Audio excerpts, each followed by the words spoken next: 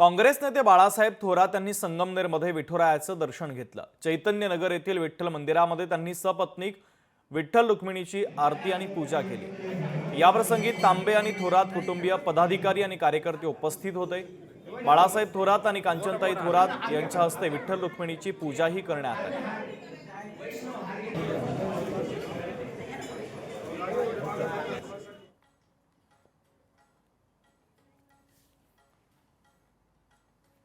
पांडुरंगाचं दर्शन नाही, कळसाचं दर्शन झालं तरी आनंद मानतात आणि पुन्हा वर्ष त्यांचं त्यानंतर एक आनंदानं ते घालवतात। अशी एक थोर परंपरा असणारी आज आषाढीची एकादश आज आम्ही सर्वजण महाराष्ट्र मराठी माणसं ही संपन्न करतोय।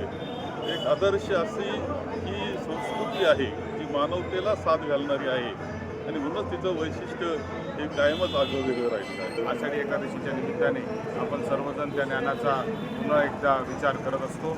मला असं वाटतं की जी महाराष्ट्र धर्म हाच खरा धर्म आहे आणि म्हणून या आषाढी एकादशीच्या निमित्ताने मी आपल्या सर्व महाराष्ट्रातील जनतेला, संगमनेर तालुका आणि संगमनेर शहरातील जनतेला खूप खूप शुभेच्छा देतो। आपल्या सर्वांचे मार्गदर्शक आमदार बाळासाहेब थोरात साहेबांच्या हस्ते आज इथे आपल्या विठ्ठल मंदिरामध्ये आरतीही झालेली आहे। खूप सुंदर आणि पवित्र दिवस आहे, मंगलमय वातावरण आहे।